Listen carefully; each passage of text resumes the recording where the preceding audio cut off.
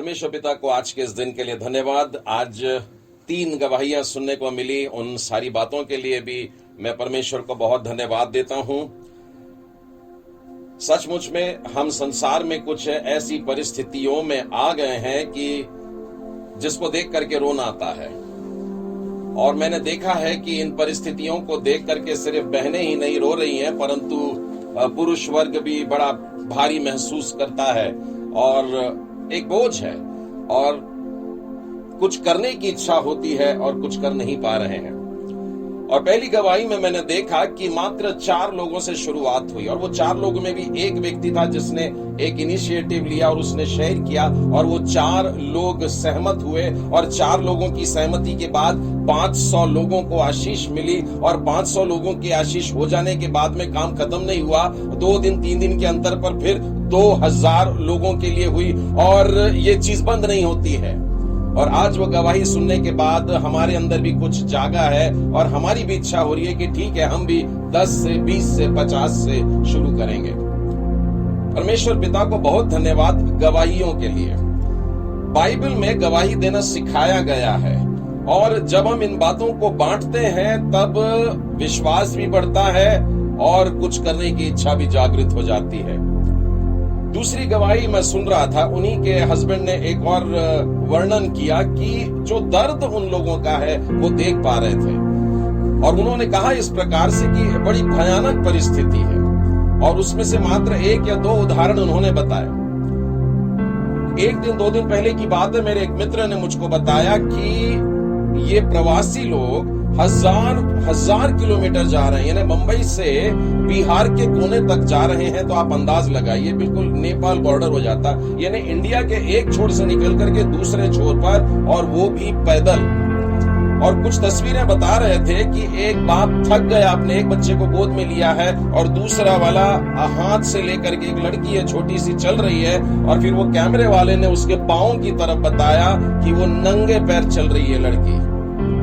और वो लड़की जानती नहीं है हम कहां जा रहे हैं, माता पिता का हाथ थाम करके चले जा रहे हैं। माँ बाप के पास में आज की रोटी भी नहीं है, लोग अगर दे देंगे दया करके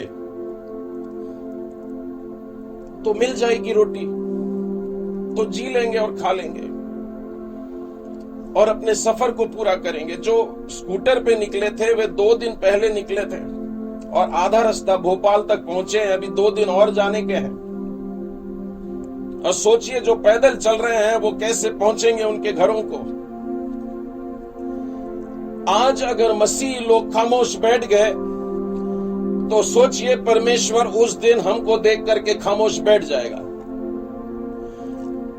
प्रभु यीशु ने यह दृष्टांत कहा है कि मैंने भीड़ को 2 भाग में कर दिया, एक को भेड़ बोला और दूसरों को बकरियां बोला। और उन लोगों से जो बाईं तरफ कर दिए गए कह दिया मैं तुमको नहीं जानता। अब ये कौन सी बात हुई, परमेश्वर नहीं जानता? वो तो सर्वज्ञानी परमेश्वर है, सब कुछ जानता है। नहीं जानता का मतलब होता है तुम में मेरा कुछ भी गुण नहीं है, दूर हट जाओ मेरे से। तुमको भीड़ को देख करके अगर तरस नहीं आता है तो तुम मेरे नहीं हो, तुम परमेश्वर की संतान नहीं हो अगर परमेश्वर का प्रेम तुम में नहीं होता है।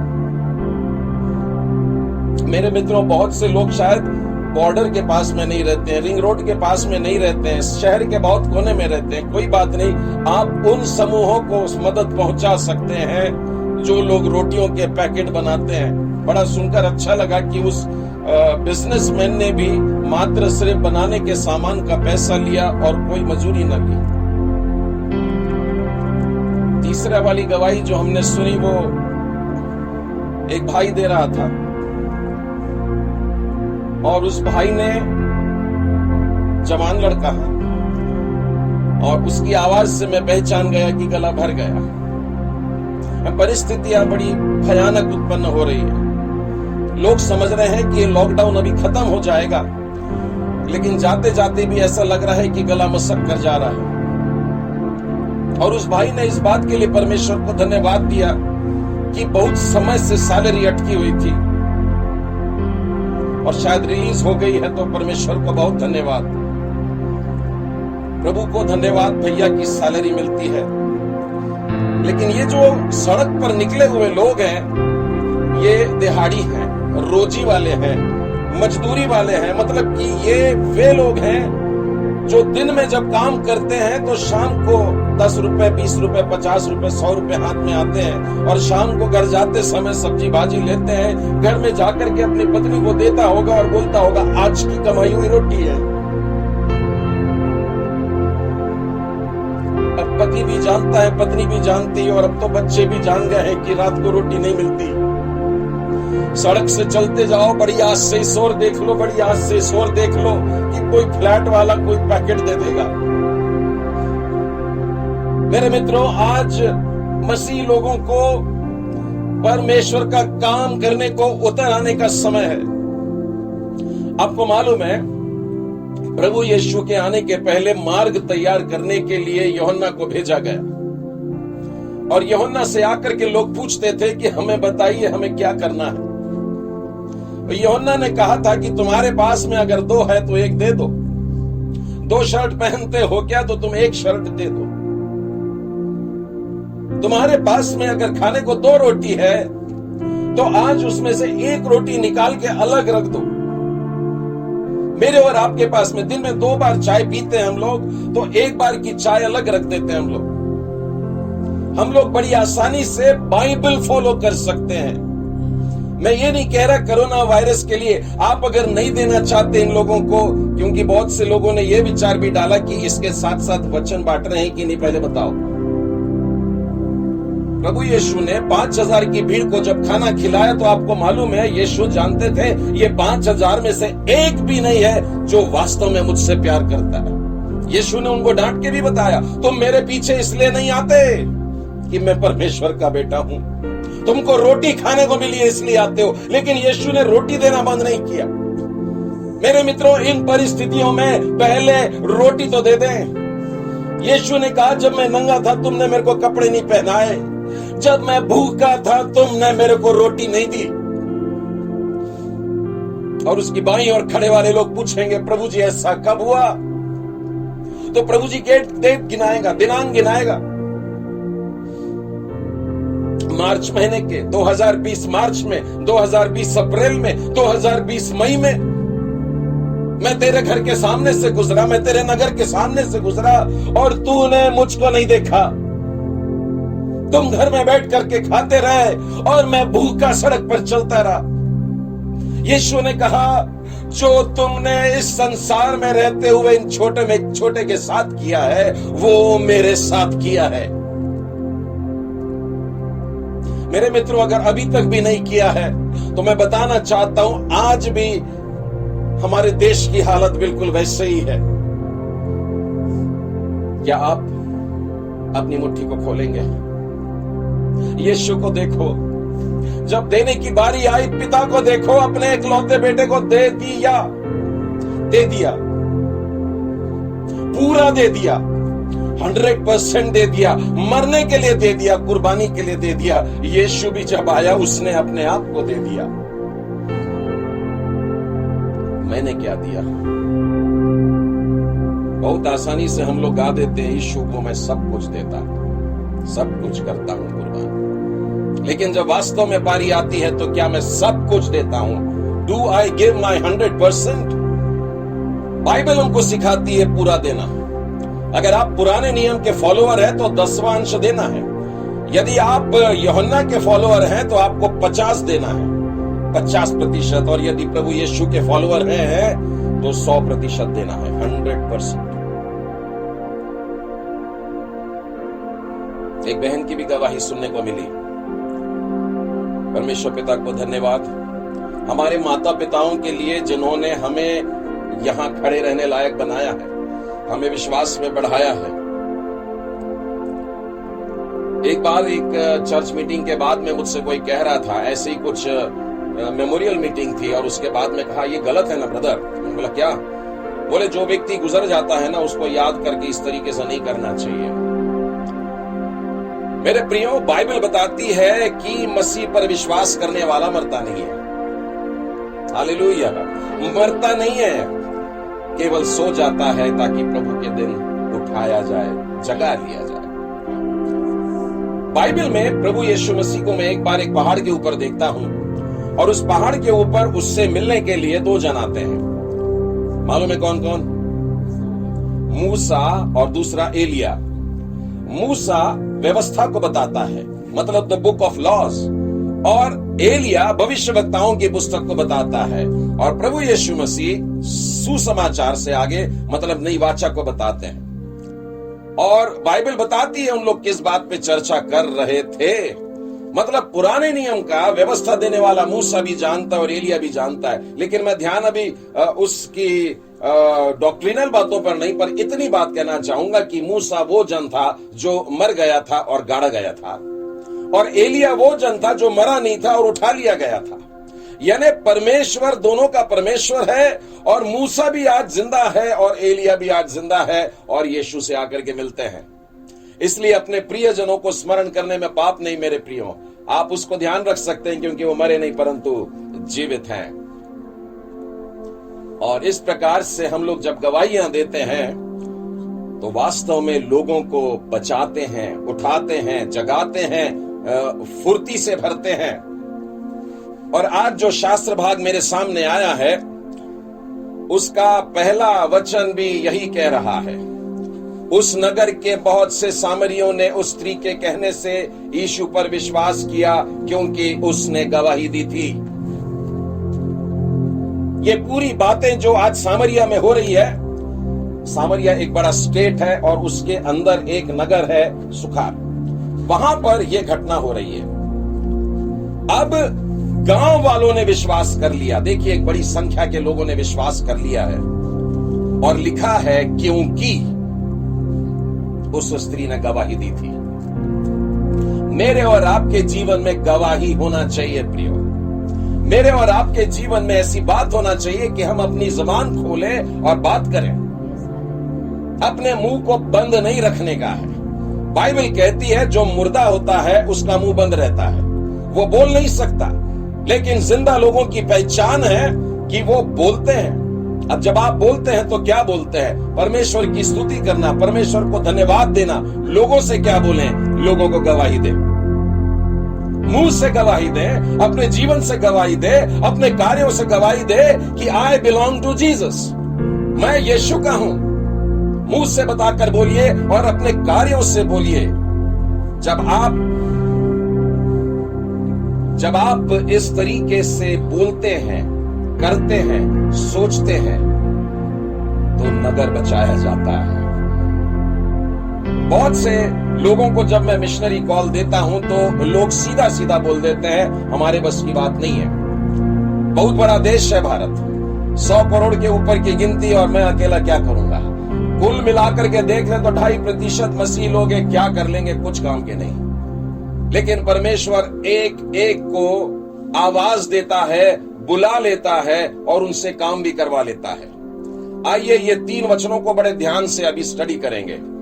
लिखा है उस नगर, बस आगे मत बढ़िए, उस नगर की बात कर रहे हैं। और ये कौन सा नगर है ये जानने के लिए आपको पढ़ना पड़ेगा 4 अध्याय का 5वां वचन। इसमें लिखा है वह सुखार नामक सामरिया के एक नगर में आया।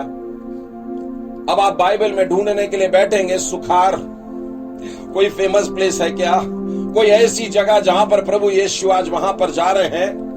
और इस सुखार नगर का वर्णन आपको बाइबल में कहीं नहीं मिलेगा, न पुराने नियम में, न सुसमाचार में कहीं और, न पत्रियों में कहीं और। वो केवल यहीं पाया गया क्योंकि सामरिया का था और वो भी एक छोटा सा नगर था, कोई नाम नहीं जिसका, लेकिन प्रभु यीशु एक एक से प्यार करता है।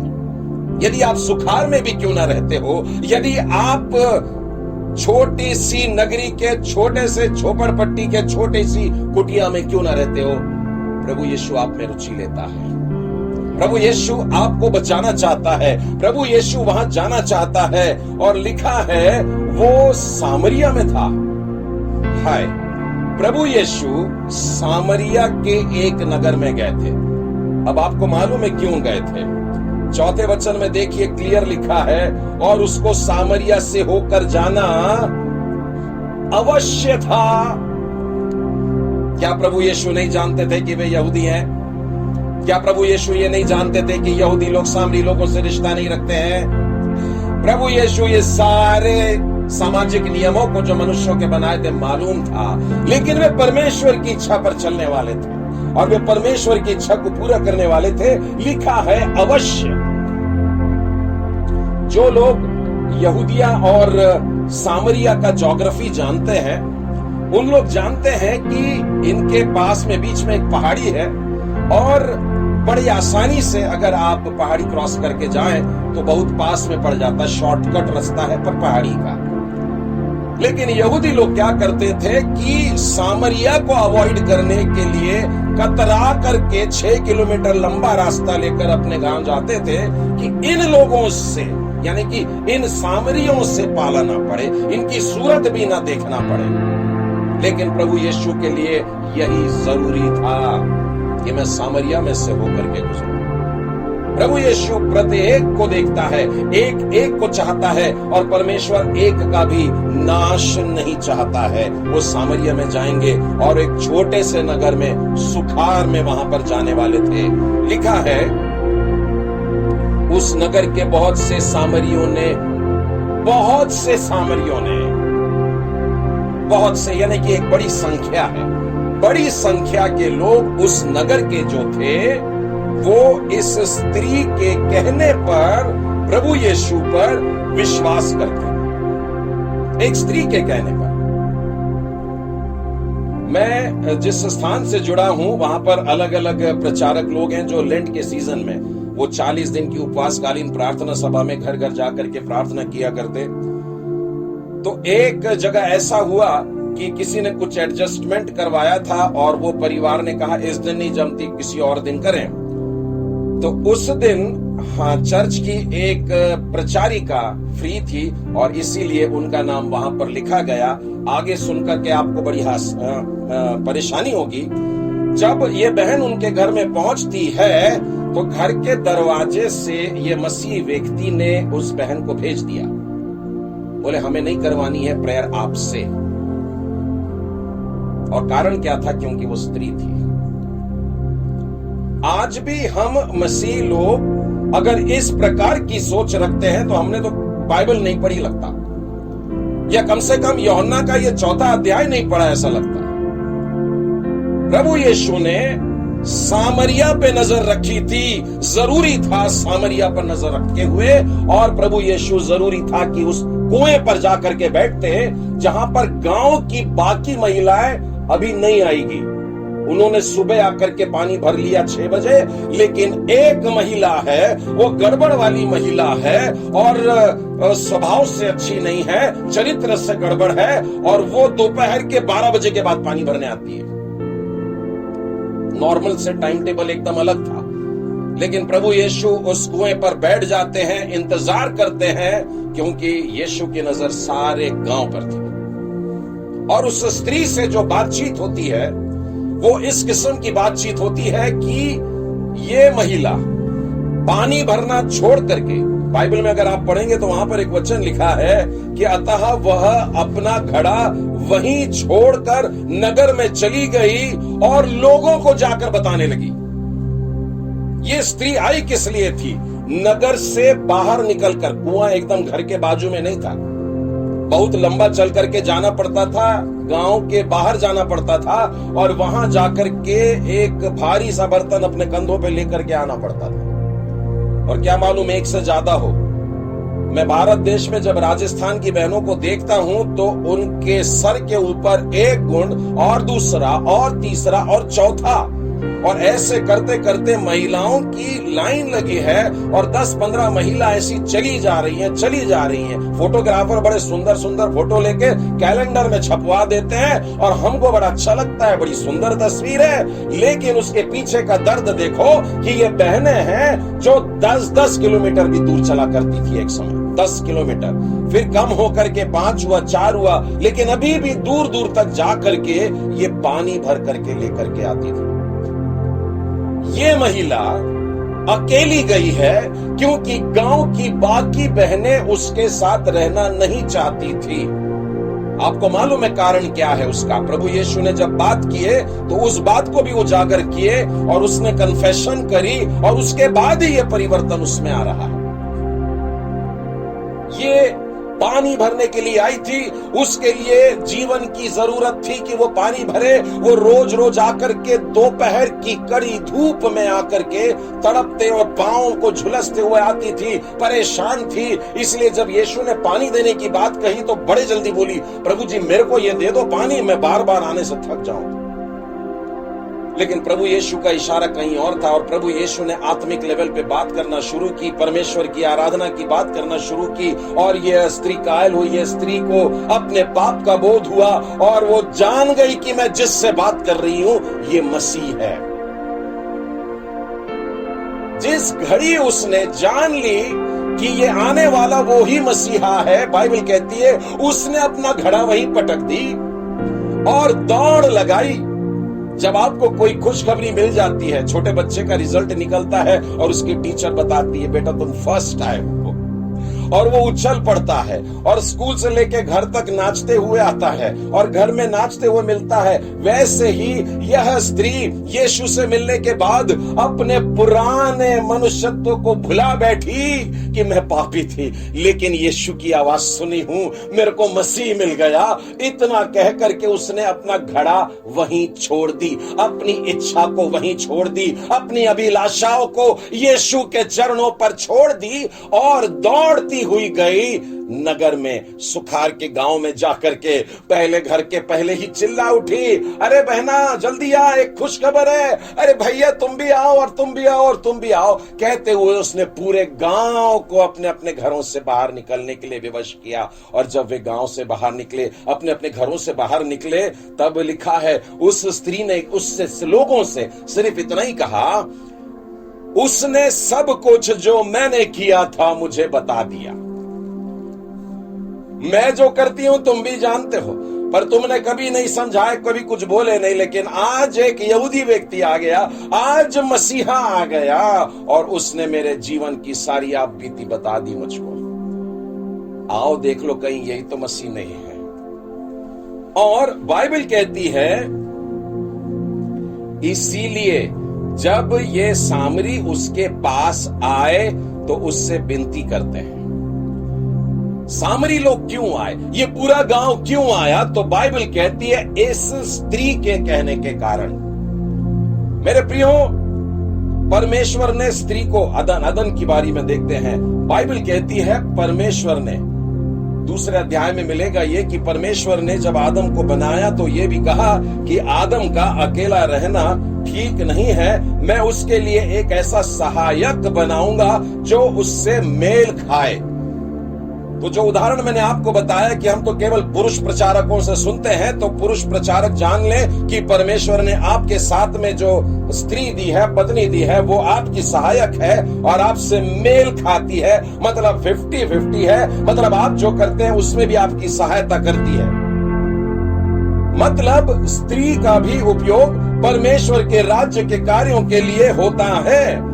और आज प्रभु यीशु इस स्त्री का भी उपयोग उस गांव के लिए कर रहे हैं। और इस स्त्री ने गांव में जा करके अपनी गवाही दी, क्योंकि उसने ये गवाही दी थी। बाइबल में लिखा है लोगों ने विश्वास किया क्योंकि उसने गवाही दी थी। अब किसने गवाही दी थी? अगर आप इस स्त्री के जीवन को देखें तो क्या आप इसे सुनना चाहेंगे? मैं बहुत बार देखता हूं कि जब कोई मीटिंग्स होती हैं तो लोग अक्सर पूछते हैं प्रचारक कौन है, और प्रचारक कौन है बोलने के बाद में अपनी एक इमेज बनाते हैं, ये अच्छा वो अच्छा ऐसा।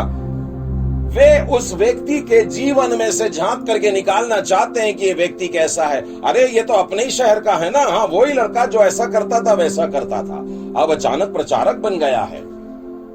लेकिन प्रभु यीशु मसीह ऐसी ही स्त्री को जिसने कभी कोई बाइबल कॉलेज नहीं करी, ऐसी स्त्री को जिसने कोई छोटी ट्रेनिंग में नहीं करी, ऐसी स्त्री को जिसने प्रभु यीशु के चरणों पर महीने भी नहीं बिताई है, ऐसी स्त्री जो कल तक पाप में ही पड़ी थी, लेकिन प्रभु यीशु मसीह के साथ में जब एक बार मिलना होता है, फिर से बोल रहा हूं, प्रभु यीशु मसीह के साथ में जब एक बार मिलना हो जाता है, मनुष्य बदल सकता है। मनुष्य बदल जाता है। यदि यह स्त्री के जीवन को हम देखें तो कितना बदल जाता है कि जीरो से यानी नेगेटिव से आके जीरो पर ना रुके, पर जीरो से पॉजिटिव की तरफ चले जाएं। उसने पाप छोड़ करके साधारण मनुष्यों का जीवन नहीं, परंतु मानो इवेंजलिस्ट बन गई। ये संसार की पहली लेडी इवेंजलिस्ट थी। यदि आपके मन में अभी भी शंका है तो मैं पुराने नियम में दबोरा के पास ले जाना चाहूंगा। और परमेश्वर की ओर से यह अभिषेक पाई हुई नबिया थी, एक स्त्री थी, और यहां तक कि लड़ाई में भी जाती थी।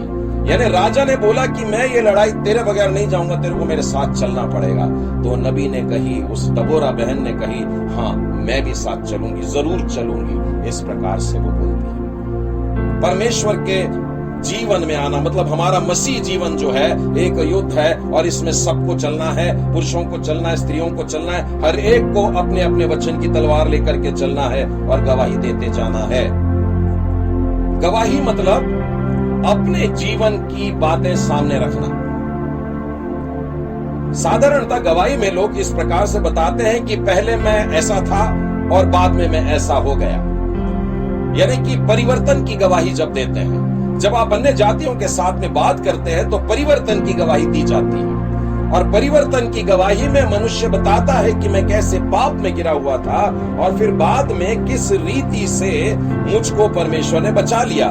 मैं आपको लूका रचित सुसमाचार उसके 19वें अध्याय में लेकर के चलता हूं, और यहाँ पर एक ऐसा व्यक्ति है जिसके लिए लोगों ने स्पष्ट कहा कि अरे ये तो पापियों के घर में जा उतरा है।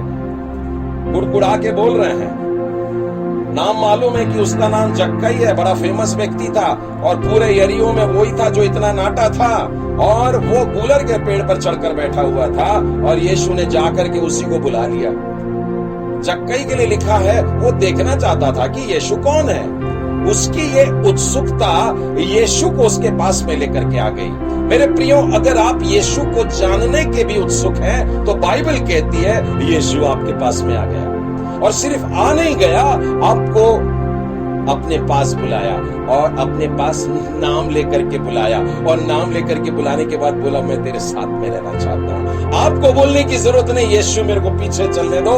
यीशु कह रहा है मुझे अपने घर में तुम बुला लो, या मैं रहना चाहता हूं। और जक्कई यीशु के साथ में वो दिन बिताता है, प्रभु यीशु के साथ में बातें होती है, और जैसा सामरी स्त्री के साथ बात हुई और उसने घड़ा छोड़ दी, तो जक्कई ने यीशु के साथ बात किया और अपना गुल्लक छोड़ दिया, और उसकी वो कमाई के पैसे जो थे उसने आधी तो कंगालों को बांट दिया, और जितनी थी जिसने ऐड के लिया था, बुराई करके लिया था, झूठ बोल के लिया था, उनको 4 गुना फेरने को तैयार होता है। और ये चीज वो लोगों के सामने खड़ा होकर, वहां लिखा हुआ है, और उसने खड़े होकर के ये बात कही, लोगों को सुना करके कहा, और यीशु ने तब उसके लिए कहा कि आज इस घर में उद्धार आया। मेरे मित्रों, अगर प्रभु यीशु से हमारी पहचान हुई है, प्रभु यीशु से हमारी बातें हुई है, तो बेहद जरूरी है कि हमारी गवाही भी होना चाहिए। और अगर गवाही नहीं होती है तो बड़ी मुसीबत होती है। आइए मेरे साथ मरकुस रचित सुसमाचार उसके 5वें अध्याय में चलते हैं। यहां पर एक दुष्ट आत्मा ग्रसित मनुष्य है, और ध्यान से पढ़े तो पता लगेगा हजारों दुष्ट आत्मा एक ही आदमी में घुस के बैठी हुई है। प्रभु यीशु इसको बचाने के लिए भी उस नगर में जाते हैं, और ये घटना आपको पूरी मालूम है, और उसको स्वस्थ करते हैं। उसके अंदर से दुष्ट आत्माएं निकलती है, और बहुत ही ड्रामेटिक सीन होता है, और उसके अंदर से सारी दुष्ट आत्माएं निकल के सुअरों में जाती, और वे कूद जाते हैं और मर जाते हैं। ये हो जाने के बाद में क्या होता है मालूम है? जब वह नाव पर चढ़ने लगा तो वह जिसमें पहले दुष्ट आत्माएं थी उससे विनती करने लगा, मुझे अपने साथ रहने दे। उसने चंगाई पाया, अब भाव विभोर हो गया, और अब कह रहा है कि मुझे अपने साथ में रहने दे। यीशु ने मना कर दिया। यीशु ने उसको मेरे पीछे पीछे चलने से मत बोला, परंतु यीशु ने उसको आज्ञा दी और कहा, अपने घर जाकर अपने लोगों को बता कि तुझ पर दया करके प्रभु ने तेरे लिए कैसे बड़े काम किए हैं। परमेश्वर जब मुझको स्पर्श करता है, यीशु से जब मेरी बात होती है, जब मेरा परिवर्तन होता है, जब मैं गड्ढे से निकलकर ऊंचे पर बैठाया जाता हूं, जब मैं सम्मानित किया जाता हूं, जब मैं बीमारी के बिस्तर से निकल के चंगाई को पाता हूं, जब मेरे आंसू पोंछ के परमेश्वर मेरे को नाचने लायक बनाता है, जब मेरे जीवन में परिवर्तन आता है, वो कहता है जा और बता, लोगों को बता, सारे लोगों को बता, तेरे लोगों को बता, तेरे घराने के लोगों को बता, तेरे देश के लोगों को बता, तेरे नगर के लोगों को बता कि यीशु ने तेरे लिए क्या किया है। सामरी स्त्री को यीशु ने यही कहा, उससे क्षमा की भी बात किया होगा, उसके पाप की बात करके नहीं कि तूने अब तक इतने पति कर ली, अभी भी जो तेरे साथ में वो तेरा नहीं, इतना बोल बोल कर यीशु ने उसको गिरा गिरा के नीचा नहीं किया, परंतु ये बताया कि जीवन के जल यहां से बहेगा। तू अगर जानती कि किससे बात कर रही तो तू उससे मांग लेती और वो तुझे जीवन का जल दे देता। और उसने डेफिनेटली वो सारी बातें की होगी, उसने जानी होगी कि मेरे को शांति देने वाला यही है, मेरे को बचाने वाला यही है, मेरे पापों को क्षमा करने वाला यही है, इसीलिए वो कहती है मुझे मसीह मिल गया। और इसी खबर को लेकर के वो जाकर के गवाही सुनाती है। मरकुस के 5वें अध्याय में अगर थोड़ा सा आगे बढ़ेंगे, वहां पर भी एक सीन नजर आता है कि याईर की बेटी है जो बहुत बीमार है, बहुत सीरियस है, मरने पर है, वरन मर भी जाती है। और उसके घर में जब प्रभु यीशु जाते रहते हैं तो रास्ते में एक रुकावट हो गई। याईर बहुत परेशान है कि प्रभु यीशु चलिए, जल्दी चलिए, लेकिन रास्ते में यीशु रुक गए और रुक करके पीछे पलटे और पीछे पलट करके पूछते हैं मुझे किसने छुआ। और जब प्रभु यीशु ने ऐसा कहा कि मेरे वस्त्र को किसने छुआ, उसके चेलों में से एक ने देखिए क्या जवाब दिया, 31वां वचन, तू देखता है कि भीड़ तुझ पर गिरी पड़ती है और तू कहता है कि किसने तुझे छुआ। यानी चेले लोग परेशान है कि जीसस आप कैसा क्वेश्चन करते हो, आपको किसी ने हाथ लगाया? अरे आपको तो भीड़ की भीड़ धक्का मार रही है और आप पूछते हो किसने हाथ लगाया। लेकिन प्रभु यीशु ने उस भीड़ में जोर से कहा किसने मुझे हाथ लगाया। अब आप मुझको बताइए, क्या प्रभु यीशु नहीं जानते थे? उस भीड़ में एक जक्कैया यीशु जानते थे और ये 12 में से एक मुझको पकड़वाएगा जानते थे। और लोग जब उसके विषय में षड्यंत्र रचते थे वो यीशु जानते थे। लोगों के मन में क्या चल रहा है वे जानते थे। चेले लोग आपस में निर्णय कर रहे हम में बड़ा कौन है, यीशु जानते थे। उस भीड़ में मुझको किसने हाथ लगाया, यीशु जानते थे। फिर यीशु ने क्यों पूछे? क्योंकि प्रभु यीशु को छू लेने के बाद 12 बरस से जो बीमारी शरीर के अंदर थी, 12 बरस से जो बीमारी अंदर थी, जिसके लिए सारा कुछ व्यय कर चुके थे, सारा खर्चा उठा चुके थे, सब प्रकार की दवाइयां लेकर के देख चुके थे, लेकिन 12 साल से वो बीमारी नहीं जा रही थी। मेरे को हाथ लगाया है किसी ने, मेरे अंदर से सामर्थ बही है।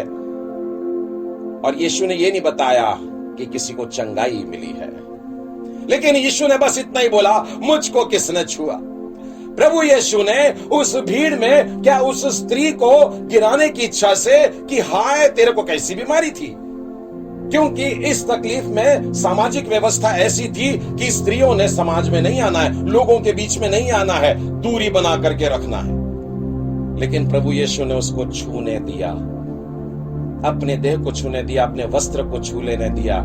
और प्रभु यीशु जब अपने वस्त्र को छू लेने देते हैं, प्रभु यीशु मसीह के शरीर से सामर्थ बहती है और वो सामर्थ बह करके उस स्त्री के अंदर जाती है। और 12 साल से जो उसको भयानक तकलीफ थी, उस तकलीफ में से वो छूटती है। और लिखा है उसने अपनी देह में पाया कि मेरा लहू बहना बंद हो गया है, और वो मनी मन आनंदित हुई। और आनंदित होने के बाद में वो चुपचाप से वहां से जा रही थी। उस भीड़ में वो वहां से सटकने की कोशिश कर रही थी, लेकिन प्रभु यीशु ने एक बड़ा सुंदर पाठ ये पढ़ाया कि पीछे मुड़ करके पूछा मुझे किसने छुआ। और वो स्त्री जान गई कि अब मैं छुप नहीं सकती, और इसीलिए वो खड़ी हुई और उसने अपनी गवाही दी। बाइबल कहती है उसने सब कुछ अपना हाल सच सच कह दिया, सुना दिया। यीशु के पास में आकर, भीड़ है भीड़, और उनके सामने वो यीशु को बता रही है, लोगों को बता रही है, मैं ऐसी ऐसी समस्या से थी, मेरे को ऐसी ऐसी बीमारी 12 साल से थी, मैंने सारी दवाइयां कर ली, मैंने सारे पैसे खर्च कर दिए, कोई चंगाई नहीं, लेकिन आज मैंने आकर यीशु के वस्त्रों को छुआ और मैंने चंगाई पाई। अर्थात गवाही देना है, गवाही देना है। अगर आप नहीं देते हैं गवाही तो यीशु आपको पकड़ के रोक के रखेगा और बोलेगा गवाही देना है, क्योंकि आपकी गवाही से कोई बचने वाला है। आपकी गवाही सुन करके किसी की जान बचेगी, कोई आत्मिक आशीष पाने वाला है, कोई क्षमा पाने वाला है, कोई यीशु के पास आकर के खुद ही चखने वाला है। बीते दिनों में बच्चों के साथ में शनिवार को मीटिंग्स होती है, तो उनको नामान कोड़ी वाली कहानी मैंने बताया था, और नामान कोड़ी की जब कहानी बताए थे हम लोगों ने, तो उसके अगले सप्ताह में हमने उनसे क्वेश्चन पूछा कि बताओ कि नामान कोढ़ी जब स्वस्थ हो गया तो उसने क्या रिएक्ट किया, मतलब कि उसका प्रत्युत्तर क्या था, मतलब उसका रिस्पॉन्स क्या था। और जो एक बच्चे ने उत्तर दिया, बिल्कुल यही उत्तर मुझको बड़े लोगों से भी मिलता रहा। क्या कि नामान ने अपने साथ में बहुत सारा सोना चांदी कपड़े लेकर के आया था, और वो ला करके उसने चाहा कि एलीशा को दे दे। एलीशा को जब ला करके दे रहा था तो एलीशा ने कहा मुझे नहीं चाहिए, और उसने मना कर दिया।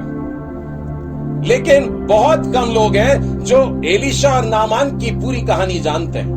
मैं गेहजी की बात नहीं कर रहा, मैं नामान की बात कर रहा हूं। आपको मालूम है नामान का रिएक्शन क्या था? नामान ने जो अपनी देह को देखा और उसने पाया कि मेरा कोढ़ चला गया है, और उस कोढ़ की बजाय शरीर जो हुआ है ऐसे जैसे कि कोई बच्चा पैदा होता है, सॉफ्ट शरीर, नया शरीर, एकदम नया रूप, ऐसा परमेश्वर ने नामान को दिया। और नामान ने परमेश्वर को अपनी सारी जिंदगी दे दी, यह कह के कि आज के बाद मैं और किसी देवता की आराधना नहीं करूंगा, मैं केवल उसी यहोवा की आराधना करूंगा जो एलीशा करता है। गवाही मित्र, वो अपने गांव भी गया तो वहां की मिट्टी लेकर के गया, नहीं, मेरी वेदी यहीं की मिट्टी की होगी, मैं अपने देवताओं के सामने अब नहीं झुकूंगा, और इस प्रकार से अपनी गवाही को रखता है। और बाइबल में यह पाया जाता है। मेरे प्रियो, बाइबल में ऐसे और भी बहुत सी बातें हैं जो गवाहियों के रूप में लिखी है, और परमेश्वर चाहता है कि जो तूने पाया है उसे दूसरों को बांट, जो तूने पाया है उसे दूसरों को सुना, क्योंकि तेरी गवाही के कारण लोग बचेंगे। यहां पर लिखा है बहुत से सामरियों ने यीशु पर विश्वास किया क्योंकि उस स्त्री ने गवाही दी थी। गवाही दें अगर हम, तो बहुत से लोग विश्वास करने लगेंगे। यदि हम गवाही के लिए अपना मुंह खोल दें तो बहुत से लोग बचाए जाएंगे।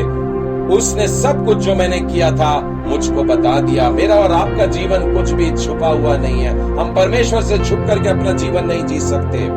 40वें वचन में, इसीलिए जब ये सामरी उसके पास आए तो उससे विनती करने लगे कि हमारे यहां रह, अतः वह वहां 2 दिन तक रहा।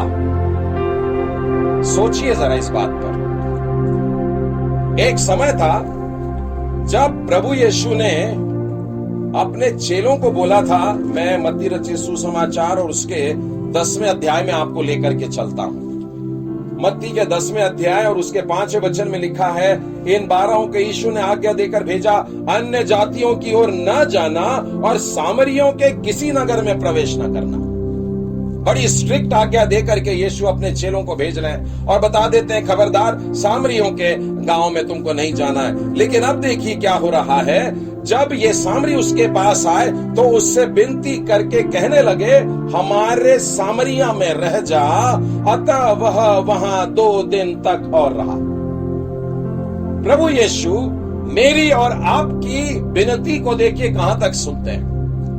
प्रभु यीशु ने एक बार शिष्यों से बोला मत जाना, लेकिन बात ये नहीं थी कि सामरियों के यहां कभी मत जाना। आप ध्यान से अगर बाइबल के उस भाग को भी और आगे के वचनों को पढ़ें तो यह क्लियर होता है कि परमेश्वर ने केवल यह कहा था कि इजराइल की भटकी हुई भेड़ों को पहले लेकर आ। प्रचारकों में भी मैंने दो प्रकार के ग्रुप देखा। एक जो कहता है केवल अन्य जातियों में प्रचार करें, और दूसरा कहता है कि केवल अपने ही लोगों को बचाते रहें। प्रभु यीशु कहता है दोनों जगह प्रचार होना चाहिए, लेकिन पहले अपने घर का तो ख्याल कर। जब तक तू नहीं सुधर जाएगा तो तू अपने परिवार को कैसे सुधारेगा? फिर अपने परिवार को सुधारने के बाद में अपने रिश्तेदारों से बोल, और जब अपने रिश्तेदारों से बोल लेगा तब फिर आगे बढ़। प्रेरितों के काम और उसके पहले अध्याय के 8वें वचन में लिखा है, जब पवित्र आत्मा तुम पर उतरेगा तब तुम सामर्थ पाओगे, और तब यरूशलेम में, यहूदिया में और सामरिया में और जगत के छोर तक। ठीक है, मैं ये बताना चाहता हूं कि एक बार प्रभु ने मना किया था, एक कारण था, लेकिन यीशु ने कहा कि जाओ और तुम अब सुनाओ, सामरिया में भी सुनाना। तो आज प्रभु यीशु उसी वचन को इस तरीके से पूरा कर रहा है कि जब इन लोगों ने कहा, जिस समय उन पर मानो अभी ग्रेस का समय शुरू भी नहीं हुआ, लेकिन जब वो प्रार्थना करते हैं, यीशु से लिखा है विनती की, हाथ जोड़ करके बोले होंगे और बोले होंगे प्रभु जी मत जाइए, हमारे यहाँ ठहर जाइए। तो प्रभु यीशु ने कहा ठीक है, मैं तुम्हारे यहाँ ठहरता हूं, और एक नहीं 2 दिन वहां उनके साथ में रहा। कभी हमने विनती की है, यीशु जी हमारे अंदर आ जाओ, यीशु हमारे परिवार में आ जाओ। मैंने बहुत सी प्रार्थनाओं को सुना, पिछले सप्ताह भी 2 लोगों की बातें सुना, यीशु प्रार्थना ही नहीं सुनता। आपको लगता है कि यीशु के कान बंद हो गए? ऐसा नहीं है, प्रभु यीशु प्रार्थना सुनता है, परंतु आपने हमेशा प्रभु जी से मांगते ही रहे उन बातों को जो आज के जीवन के लिए आपके लिए जरूरी नहीं है। आज सबसे ज्यादा अगर कुछ जरूरी है तो यीशु आप हमारे घर में आइए।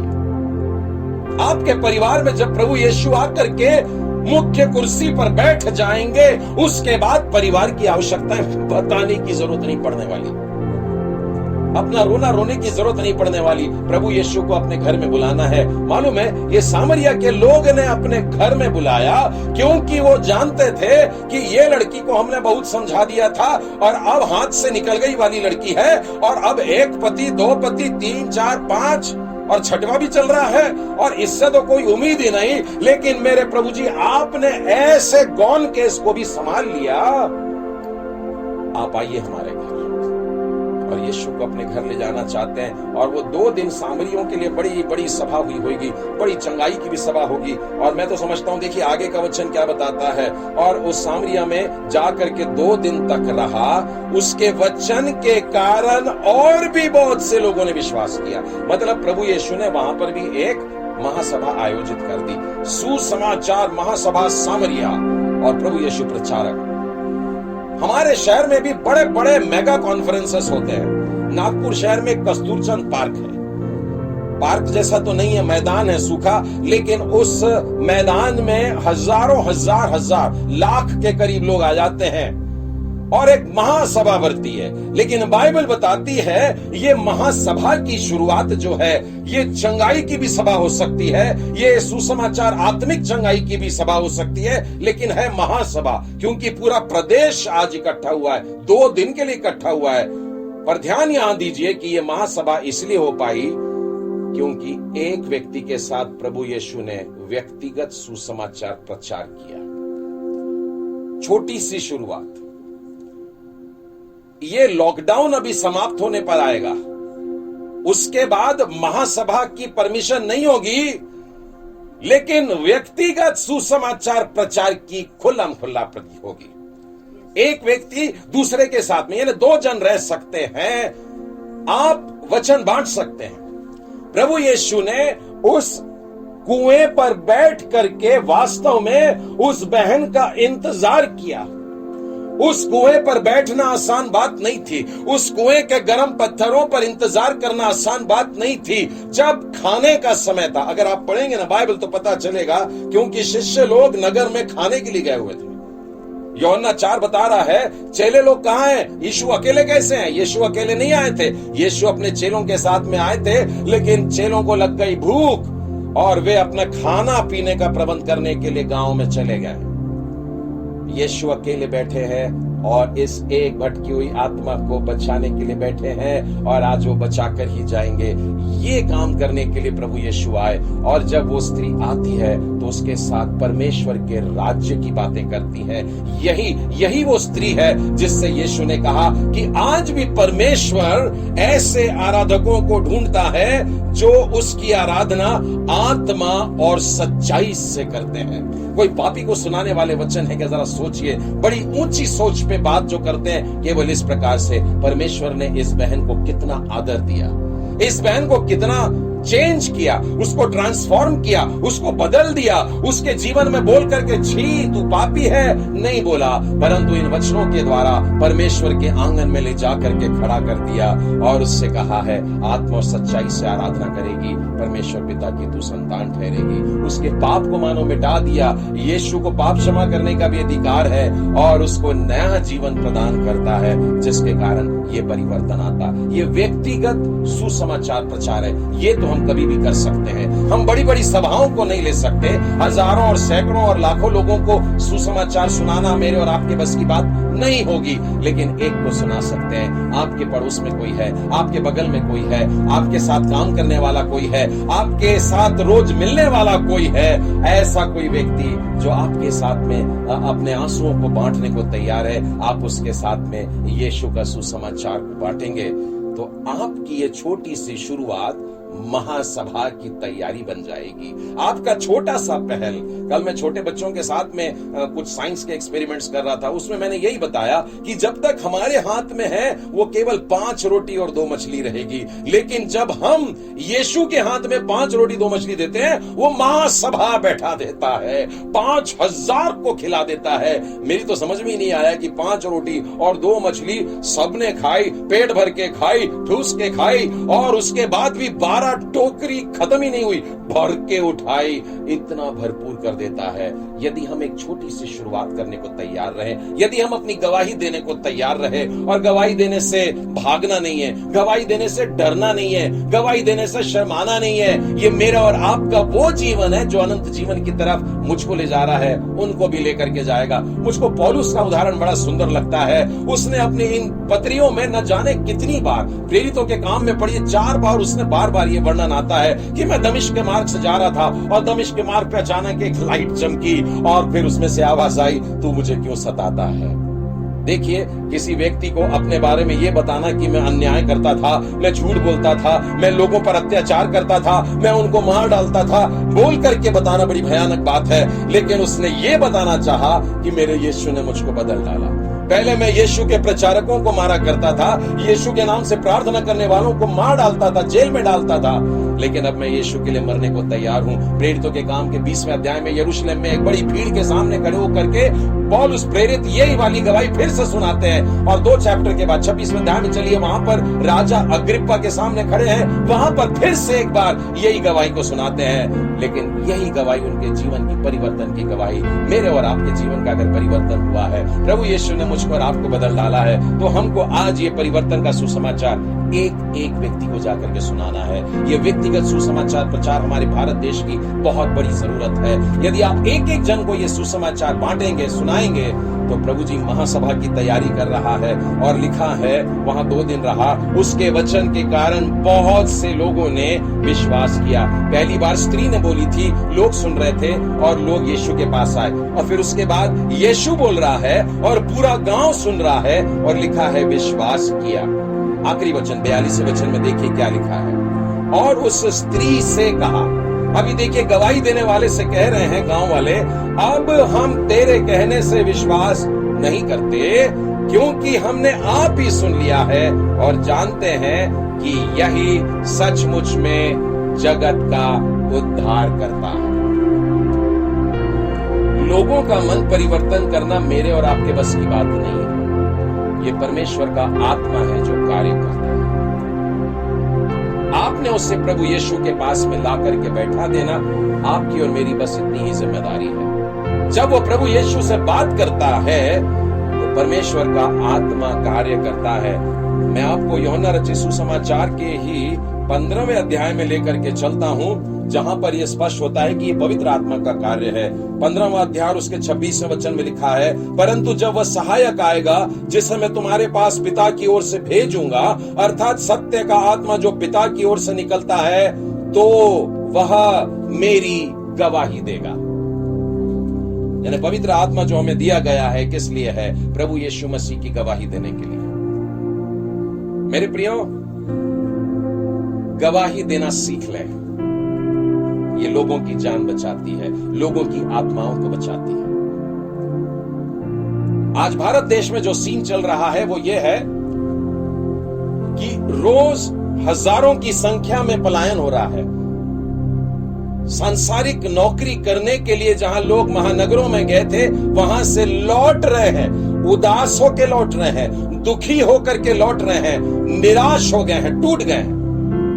और मात्र इनको देख करके, जिस बहन ने गवाही दी वो बता रही थी कि भोपाल में मात्र 2 घंटे के कम समय में भी 2000 लोग ऐसे पास हो गए, और एक ट्रक नहीं निकलता कि पीछे में 2 ट्रक आके खड़े हो जाते, और एक एक ट्रक में लोग ठूस ठूस के भरे हैं। और जिस हालत में है वो इतनी दयनीय हालत है उनकी, देख करके रोना आता है।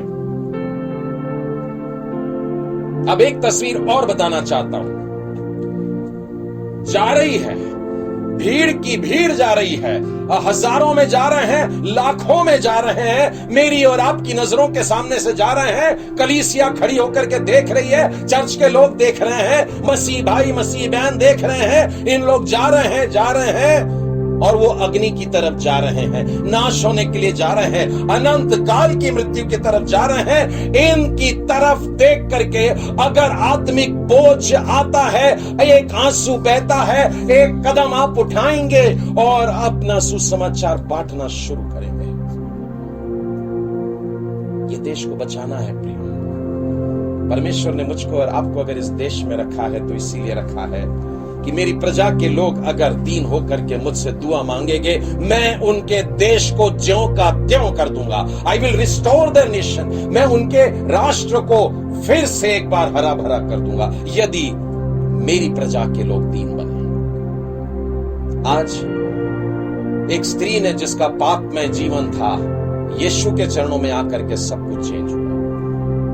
आज की इस दोपहर में हम अपने आप को प्रभु यीशु के हाथ में ऐसा रखें कि परमेश्वर, आज मैं यहां से उठकर जब जाता हूं तो मैं वही वाला नहीं रहना चाहता हूं। I need to be changed. मैं बदला हुआ होना चाहिए, परिवर्तित वाला चाहिए, सामर्थ्य वाला चाहिए। डरपोकपना मेरे जीवन का खत्म हो, सारी शर्म दूर हो, क्योंकि यीशु मैं तेरा नाम इस दुनिया के सामने लूंगा। कहीं ऐसा ना हो कि यीशु पिता के सामने मेरा और आपका नाम लेने से लजाए। मेरे प्रियो, न्याय का समय बहुत करीब है, प्रभु यीशु का आगमन बहुत करीब है। मैं और आप बचे हुए समय में जितनों को बचा सकते हैं बचाएंगे। आइए हम लोग प्रार्थना करते हैं। सर्वशक्तिमान परमेश्वर, दयालु परमेश्वर, अनुग्रहकारी परमेश्वर, पापों को क्षमा करने वाले जीवते खुदावन, पवित्र पवित्र पवित्र परमेश्वर, हे सेनाओं के परमेश्वर यहोवा, सृष्टिकर्ता परमेश्वर, दया के सागर परमेश्वर, अद्भुत प्रेम करने वाले परमेश्वर, अद्भुत युक्ति करने वाले परमेश्वर, इमानुएल, जो तुम हमारे साथ में रहता है। आज भी तेरे आत्मा को हम अपने साथ में देखते प्रभु, और जब इस भीड़ को देखते हैं तो शरीर में रोते हैं। यही दर्द और यही बोझ इनकी आत्माओं के लिए आज हमारे अंदर भरी है। प्यारे प्रभु, ये वे लोग हैं जो नाश हो रहे हैं, ये वे लोग हैं जो यीशु का नाम नहीं जानते, और मेरे पास में इनको खिलाने के लिए रोटी है, अनंत जीवन में ले जाने के लिए रोटी और जीवन का जल है। मैं उनको दे सकता हूं। परमेश्वर, मेरी सहायता करिए। आज मेरी आंखों को खोल प्यारे प्रभु। एक स्त्री जो कल तक पापी थी, कोई प्रचारिका नहीं थी, कोई इवेंजेलिकल कॉलेज में जाकर के कोई बीटीएच करके नहीं आई, लेकिन यीशु तेरे नाम को सुनाने वाली बन गई और उसने पूरे गांव को बचाया। वो गांव में बेदारी आई जिसके लिए कहा गया था अभी रुक जाओ, लेकिन उस गांव के लोगों ने विनती कर दी और यीशु रुक जाते हैं और उनके गांव में यीशु की आशीष प्राप्त होती है।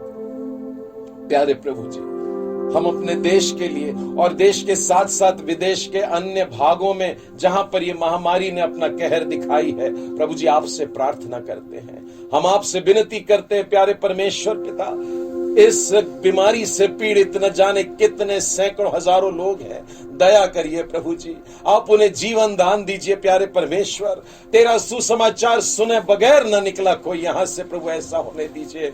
और जो प्रभु जी ऐसे क्षेत्रों में काम कर रहे हैं, ऐसे नर्सेस के लिए, ऐसे डॉक्टरों के लिए, और प्रभु ऐसे अटेंडेंट्स के लिए, और ऐसे रिसर्च पर्संस के लिए जो इस क्षेत्र में काम कर रहे हैं, तेरी दया हो प्यारे परमेश्वर पिता।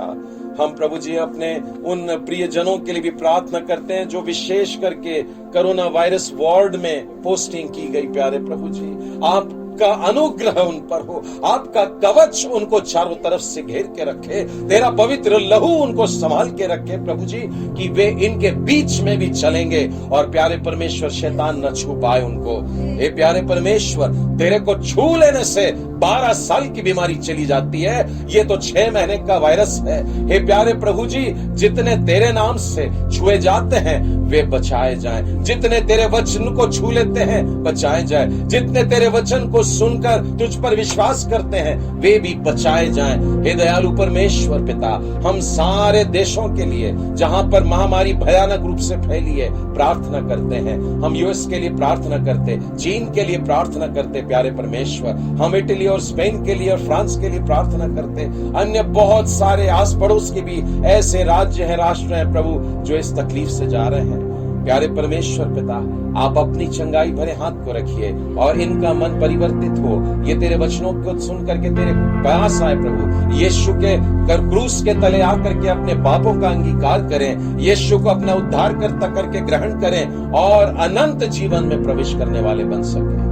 हे प्यारे परमेश्वर पिता, आज के इन वचनों के द्वारा आपने मुझे आशीर्वादित किया, धन्यवाद। आज के वचनों के द्वारा प्रत्येक सुनने वाले बच्चों को, बड़ों को, बुजुर्गों को आपने आशीर्वादित किया प्यारे प्रभु जी, धन्यवाद। आज के वचन के द्वारा आपने मुझे सिखा दिया, मुझे अपनी गवाही देनी है, मुझे अपनी गवाही एक व्यक्ति को बांटनी है, और आप यहीं से शुरू करेंगे 5000 को खिलाना, 50,000 को खिलाना, और इस देश के 1 करोड़ से भी ज्यादा लोगों को खिलाना। ये प्यारे परमेश्वर पिता, बड़ी विश्वास के साथ में हम अपने जीवन को आज के दिन में फिर एक बार आपके हाथों में इसलिए सौंपते हैं कि आप इसे चेंज कर दीजिए, ट्रांसफॉर्म कर दीजिए, बदल दीजिए, हमें अपने पवित्र आत्मा की सामर्थ्य से भर दीजिए, एक ऐसी सामर्थ्य कि जगत के छोर तक तुम मेरे गवाह होंगे। प्यारे प्रभु जी, हमारी गवाहियां हम सुनाते रहें और लोगों को बचाते रहें, ऐसा होने दीजिए। धन्यवाद के साथ में सारा आदर, महिमा और गौरव आपको देते हुए यह विनती हम अपने उद्धारकर्ता प्रभु यीशु मसीह के नाम में मांगते हैं, सुनो ग्रहण कर, आमीन।